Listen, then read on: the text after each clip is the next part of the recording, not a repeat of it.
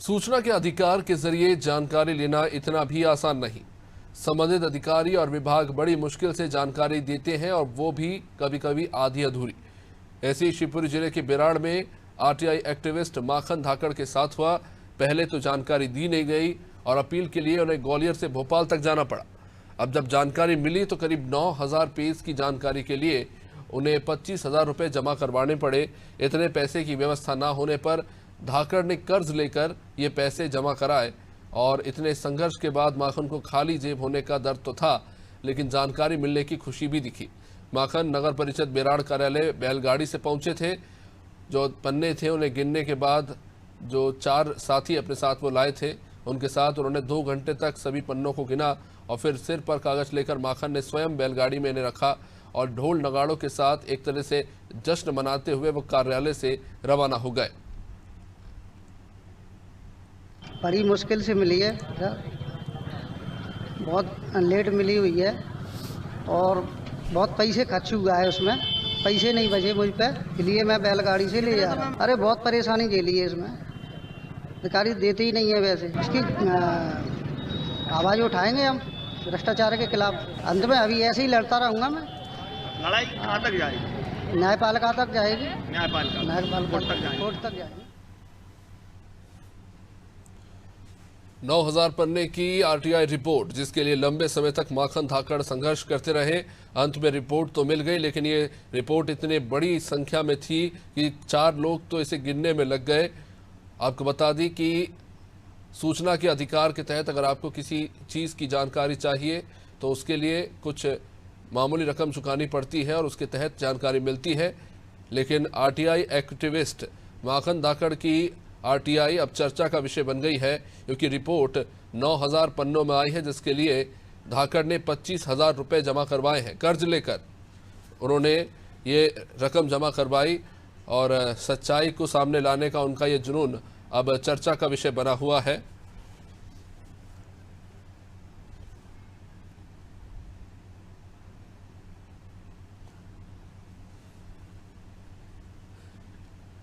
चलिए, हमारे साथ इस वक्त भारत सकलेचा जुड़े हुए हैं, आरटीआई एक्टिविस्ट हैं।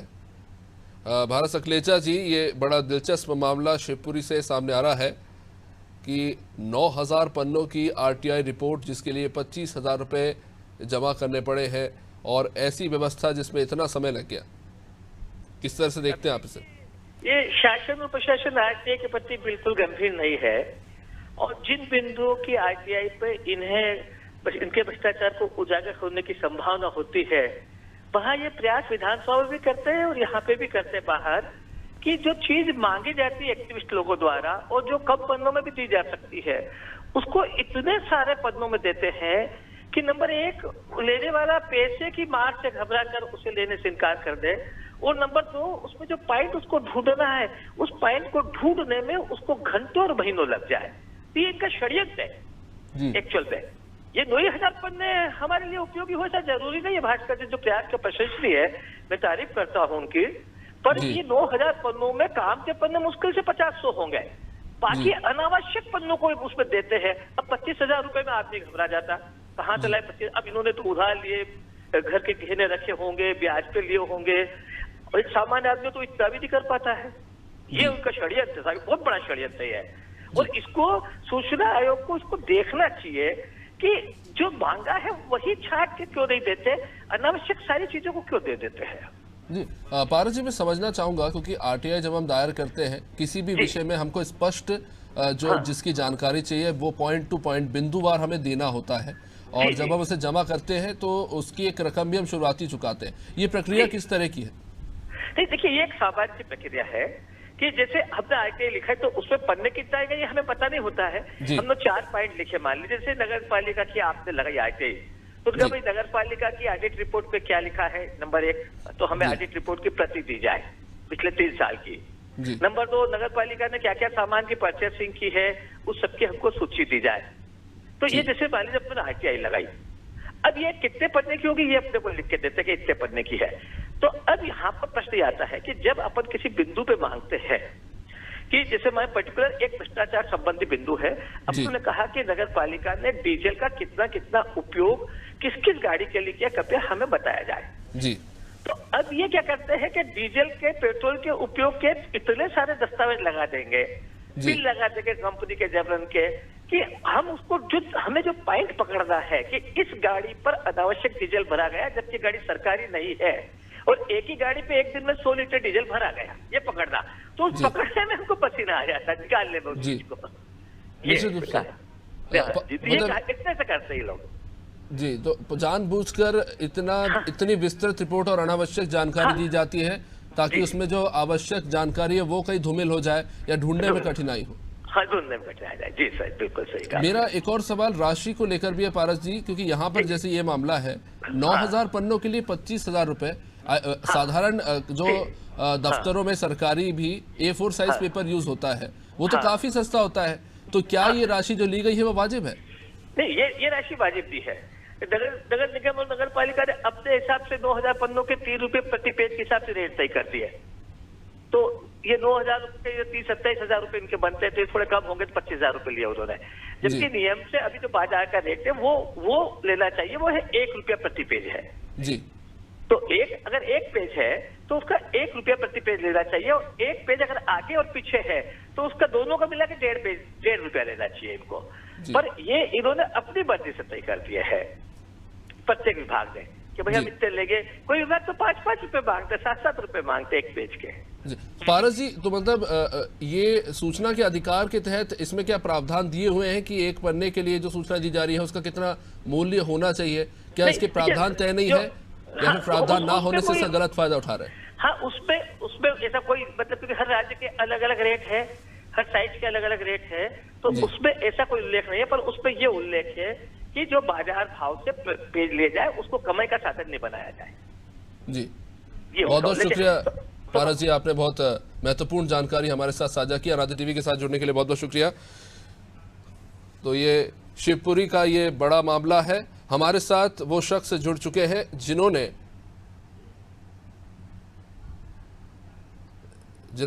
आरटीआई दायर की थी। माखन धाकड़ जी, बहुत बहुत स्वागत आपका आराध्य टीवी पर। इस तरह का नज़ारा कहीं भी देखने को नहीं मिलता है कि किसी ने आरटीआई दायर किया हो और बैलगाड़ी इतनी बड़ी संख्या में कागज ले जाना पड़ रहा हो। ये पूरा मामला क्या है? आपने किस चीज में, किस मामले में आरटीआई दायर किया था और उसका जवाब इतना बड़ा कैसे आया? तो इसमें हमारे यहाँ जो जन कल्याणी योजना है मोदी जी की, शिवराज सिंह चौहान जी की, तो उसमें क्या है, गरीबों के लिए प्रधानमंत्री आवास आई हुई गई थी जी।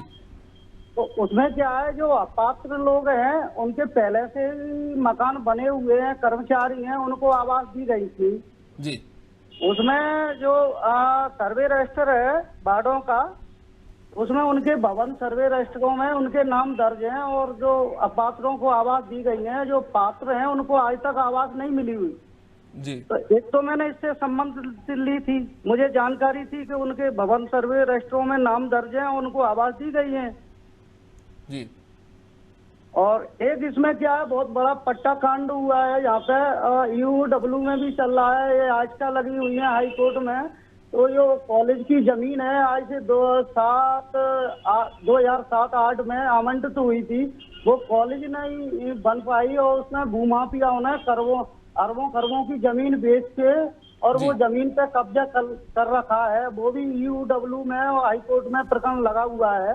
तो इससे मैंने संबंध से जानकारी ली थी जी। माखन जी, मैं जानना चाहता हूं आपसे कि आपने कई अलग अलग विषयों पर आपने आरटीआई दायर की थी, क्या आपने अलग अलग समय में दायर की थी जिसका जवाब इस तरह से एक साथ आया? नहीं जी, मैंने एक ही उसमें आवेदन में दायर किया। वो अलग अलग जो आवेदन मैंने लगाए थे वो अपील माननीय सूचना आयोग जी के यहाँ मेरी 8 अपील चल रही है, अभी तक दी नहीं। पहले मेरे आवेदन दिए थे तो सीएमओ साहब ने वो लौटा दिए, लेने से इनकार कर दिया। फिर मैंने उसकी अपील करी आयुक्त महोदय ग्वालियर के लिए, तो उन्होंने आदेश दिया कि इनको जानकारी दी जावे जी। फिर भी उन्होंने जानकारी नहीं दी। आज उसको 2 साल हो गई जी। तो मैंने भोपाल अपील करी, तो कुछ 8 आईटीआई मेरी भोपाल दायर है, उसमें अभी जवाब नहीं आया। मेरा कंप्लेंट नंबर उन्होंने दे दिया है कि आपकी आईटीआई अपील स्वीकार कर ली गई है जी। और इसमें 2 माह हो गए, इसमें 2 माह से ये लोग दे नहीं रहे। तो मैंने डीडी साहब के यहाँ गया था ग्वालियर, वहाँ पे आवेदन किया साहब, मैंने पैसे भर चुका हूँ 25,000 रुपये के करीबन, और मुझे अभी तक जानकारी नहीं दी गई। और इन्होंने 12,000 पेज बताए, 12,000 पेजों पे आप पैसे जमा कर दो, 25,000 रुपये आपको जानकारी मिल जाएगी 2 रुपये कॉपी के हिसाब से। आपसे कितने रुपए प्रति पन्ने के हिसाब से चार्ज लिया गया है इस जानकारी का? जी 2 रुपये प्रति कॉपी के हिसाब से लिया गया है मुझसे जी। तो उसमें भी उसमें भी उन्होंने कम, जो उन्होंने लेटर में दिया कि आपको 12,000 कॉपी मिलेंगी, आप 25,000 रुपये जमा कर दो, तो मैंने वो जमा कर दिए उसमें। उसके बाद में भी मुझे 3-4 हजार के करीबन कॉपी कम दी गई है जी। तो माखन जी, मैं आपसे एक और चीज जानना चाहूंगा, कितने समय पहले आपने दायर किया था ये RTI, और कितने समय काल की आपने मांग की थी, कितने सालों के बीच की प्रधानमंत्री आवास योजना की आपने जानकारी मांगी थी, या जिसके कारण ही इतनी बड़ी जानकारी है? क्या आपको हैरानी नहीं हुई कि इतनी बड़ी संख्या में जो है डिटेल्स आपके पास आ रही है?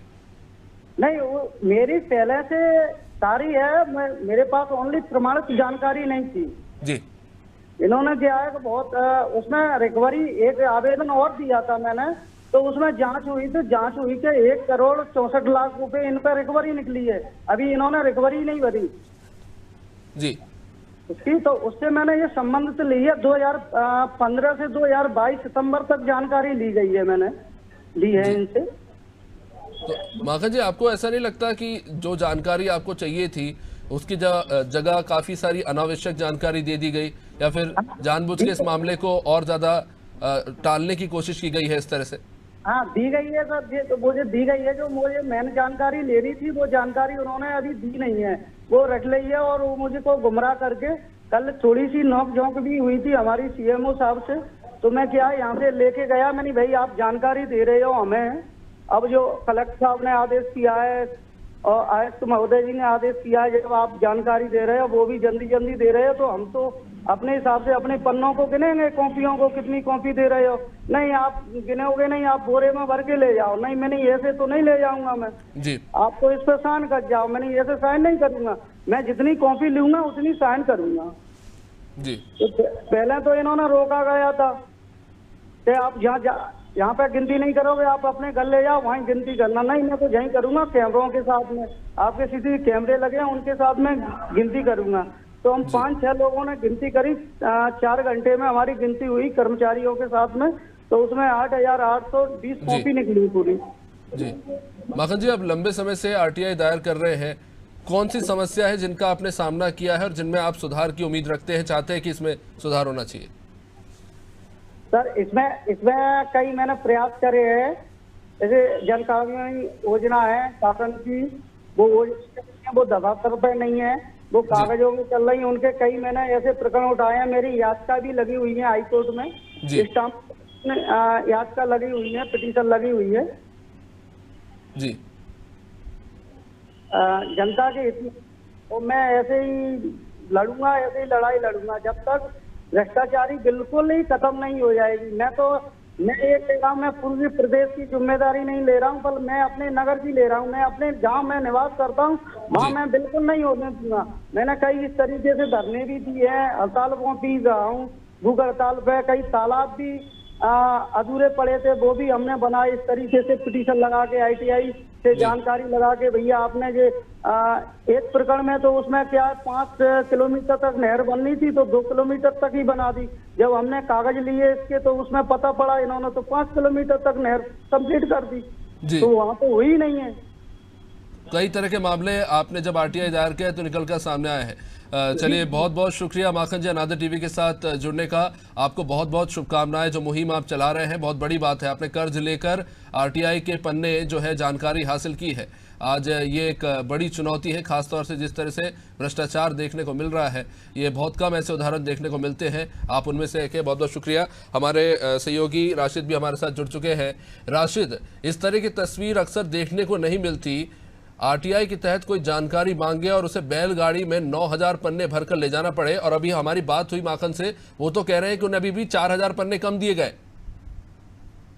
जी बिल्कुल अभिषेक, मैं आपको बता दूं कि सबसे पहले तो ये राज्य मंत्री सुरेश राठखेड़ा जो पीडब्ल्यूडी मंत्री है, उनका क्षेत्र आता है जो नगर पंचायत है, वहाँ पर नगर पालिका है, उसमें माखान धाकड़ द्वारा एक RTI लगाई गई थी और जिसमें 2015 से 2017 तक की जानकारी इसमें मांगी गई थी कि जो मुख्यमंत्री की जन कल्याणकारी योजना है उसके तहत आवास किस को आवंटित किया गया है। तो उसमें ऐसी जानकारी माखन द्वारा मेरे को जानकारी प्राप्त हुई है कि उसमें जो अपात्र लोग हैं उनको भी मकान स्वीकृत कर दिया गया, उनको भी राशि मकान के लिए स्वीकृत कर दी गई है। राशिद, ये जो मकान आवंटन है इसको लेकर कई मामले सामने आ रहे हैं, आप लगातार वहां से रिपोर्टिंग कर रहे हैं, क्या वाकई इनमें कितनी सच्चाई है कि जो अपात्र होते हैं उनको भी जो है मकान आवंटित कर दिए जाते हैं सरकारी योजना के अंतर्गत? जी बिल्कुल, निश्चित रूप से मैं आपको बता दूंगा कि जो लोग पैसा देते और जो अपात्र लोग होते हैं वो मकान अपने नाम अलॉट करा लेते हैं, उसकी राशि को ले लेते हैं और जो बेचारे पात्र लोग हैं जिनका वाकई में उनका हक है उन तक ये योजना अभी तक तो नहीं पहुंच पा रही है। जी जी बहुत बहुत शुक्रिया राशिद जानकारी के लिए। तो जाहिर तौर पर एक तरफ जहां कई ऐसे मामले भ्रष्टाचार के निकलकर सामने आ रहे हैं, तो वही माखन धाकड़ जैसे उदाहरण भी है हमारे समाज में जो कर्ज लेकर ही सही जानकारी जुटाने की कोशिश कर रहे हैं ताकि उन लोगों को इंसाफ दिला सके जिन्हें उनके हक नहीं मिल पा रहे।